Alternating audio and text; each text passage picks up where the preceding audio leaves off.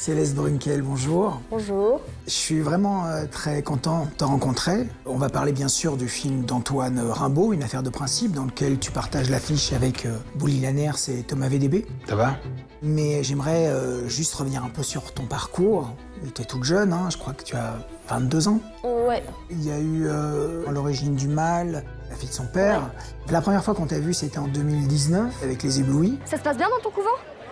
Mon cousin, il est au lycée avec ton père, avec le mec porte des sandales comme un moine. Et c'est pas le pire, le gars, au lieu de faire cours à ses élèves, il leur parle de Dieu. Ton père, c'est un intégriste, c'est ça? Tu connais rien à ma vie, alors ferme-la. J'aimerais savoir d'abord, Céleste, qu'est-ce qui t'amène au cinéma? Comme j'ai commencé jeune, j'arrive pas vraiment à me dire si j'avais déjà envie de faire du cinéma. Parce que je faisais du théâtre et je savais que j'avais envie d'en faire, qu'après le bac, je ferais sûrement une école de théâtre, ça me plaisait bien. Mais le cinéma, et qui t'amène à ça? Gens, dans mes cours de théâtre, c'était une directrice de casting qui travaillait sur le film de Sarah Succo, donc Les Éblouis, oui, et qui cherchait une jeune fille pour ce rôle-là. Mais avant qu'on propose qu'on ouvre une toute petite porte, je pouvais même pas me dire que c'était envisageable, quoi. Et donc elle te voit et elle te parle du projet Les Éblouis? Non, même pas. Même pas. Elle te fait venir en essai comme ça? Oui. C'était des essais où on était 10 jeunes filles. Moi, j'avais 15 ans, mais elles avaient toutes 11-12 ans. Donc déjà, je savais pas ce que je faisais là. Et je pensais que c'était une espèce de documentaire sur la gymnastique, alors que j'en avais jamais fait de ma vie. Et à un moment, chacune devait passer devant la caméra et faire une prouesse technique Enfin, elles étaient toutes gymnastes. Alors que moi, j'en avais jamais fait de ma vie. Et je me suis retrouvée là-dedans, mais je sais pas, c'est un peu les trucs instinctifs où tu dis à un moment, il faut y aller aussi. Le film est quand même très puissant, hein, en tout cas l'histoire, parce que d'abord c'est une histoire qui est personnelle à la réalisatrice, ça lui est vraiment arrivé. Le film est porté par Camille Cotin, mais le portrait c'est vraiment le tien.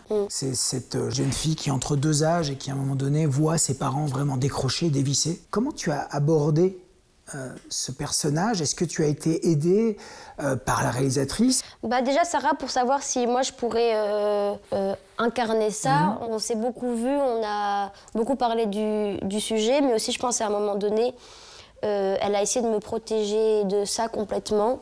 Et moi aussi, de son histoire. Oui. Et je pense que moi, je me suis complètement déresponsabilisée. Alors que dans le rôle, justement, c'est un personnage qui est très, très responsable, justement, de ses frères et sœurs.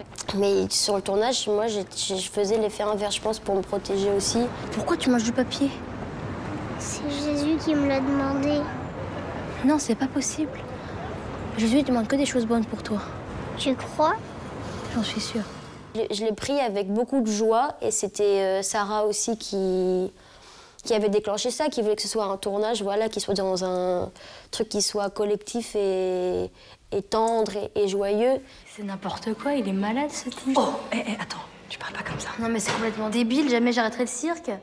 J'en ai trop besoin, je m'en tape de leur communauté à la con. Mais T'avais une innocence complète, une naïveté complète par rapport à ce que tu faisais. Mais en même temps, il y a cette scène incroyable de fin où tu vas à la police. Est-ce que c'est une scène que tu avais répétée avant? Ou alors est-ce que c'est un moment de grâce? Je l'avais pas... et même en général, j'essaye de pas penser d'avance à ce que je pourrais jouer. T'es dans l'instant, quoi. D'être disponible au maximum pour ce qui va arriver, d'être dans l'écoute de l'autre aussi. Et donc tout seul, j'essaye pas trop de... J'essaie de trouver plein de sens aux phrases que je peux dire. J'ai vu Jean-Marie faire des choses atroces à mon frère. D'accord. J'avais à dire quelque chose de tellement dur aussi que même moi, en tant que Céleste, de l'articuler, c'était dur pour moi. Et donc, je me suis juste laissée porter, quoi. J'étais derrière le texte. Ma mère dit que je mens parce que je suis habitée par le diable. C'est assez frappant quand on voit tous tes films, ta filmographie, ta courte filmographie. Bon, c'est normal. Bah oui. En fait, c'est qu'on a l'impression que c'est facile. Ah bon? Je sais pas si t'en es consciente, hein, peut-être je sais pas. J'ai l'impression aussi d'un tournage à l'autre que c'est quand même très différent. Et c'est pour ça que ça me plaisait aussi de jouer dans le film d'Antoine, parce que c'était quelque chose que j'avais jamais pu faire et peut-être que je referais pas non plus. Enfin, d'être comme ça, d'être des personnages très très obsessionnels où l'émotion aussi un peu mise de côté, où on est là à balancer des informations. Je sais que tu vas me prendre pour une folle, mais je crois que j'ai trouvé un truc sur le tabac. Ben, j'en sais rien encore. Pour l'instant, c'est juste une intuition, quoi. Et j'essaye aussi, je pense, quand je fais des films, de... Ouais, c'est ça, d'être toujours un peu dans l'écoute et de faire les choses par rapport aux autres. Et que tout, en fait, est très libre. Enfin, de pas déjà figer un personnage à l'avance et lui mettre des contours. C'est pas Dali le plus important, c'est la justice. Barroso et Kessler sont même pas inquiétés, alors que franchement, il devrait y avoir une procédure pénale avec tout ce qu'on a trouvé. Non, t'es une vraie gauchiste, toi, hein? Bah quoi? Qu'est-ce que tu as appris depuis Les Éblouis jusqu'à aujourd'hui, en termes de jeu face à la caméra?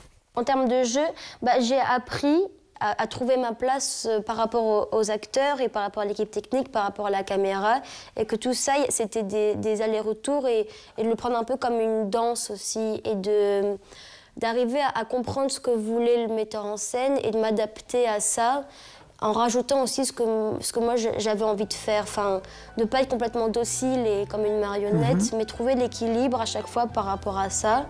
Et en même temps le lâcher prise. Enfin, c'est un peu toujours un jeu de funambule, et je prends de plus en plus de plaisir à ça et de trouver sa place là-dedans. Je te souhaite vraiment sincèrement un beau parcours, parce que je pense qu'on n'a pas fini d'entendre parler de toi. Voilà, je te remercie. Ouais, merci à toi. Merci. Vengeance, résistance, bienveillance, déchéance ou romance envoûtante, cette semaine dans les salles, les états d'âme se conjuguent partout. As a child, my world was forever changed. My mother was magnificent. And he took it all from me. My childhood, my mother, I want them back. Attention, I want them back! voici le film d'action le plus attendu de l'année. Écrit, produit et réalisé par le George Miller, 128 minutes de plaisir vous attendent, proposé en avant-première mondiale du Festival de Cannes. Remember me.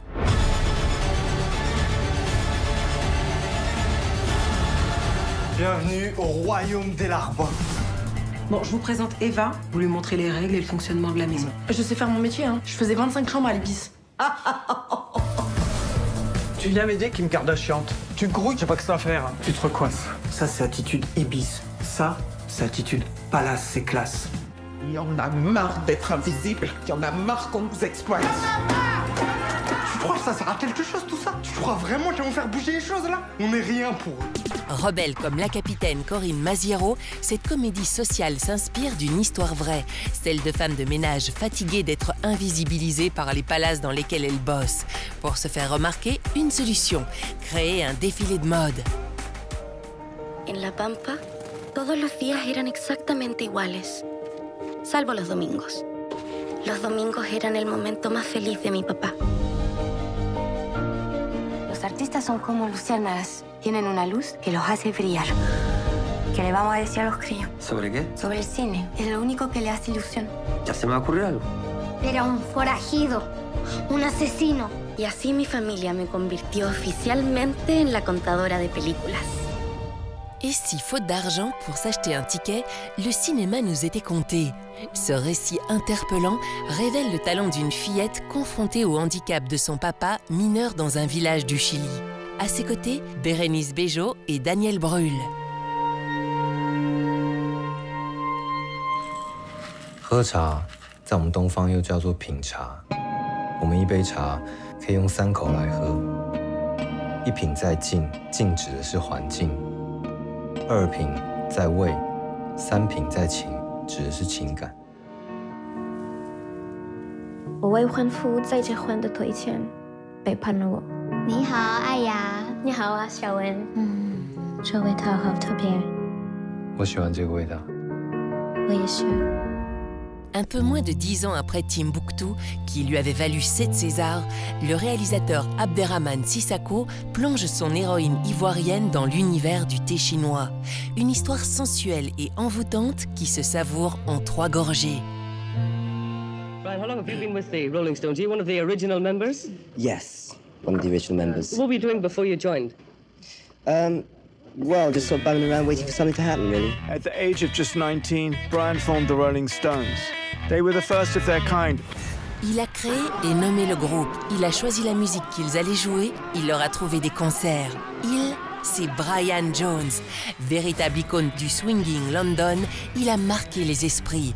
La preuve dans ce doc qui lui rend hommage.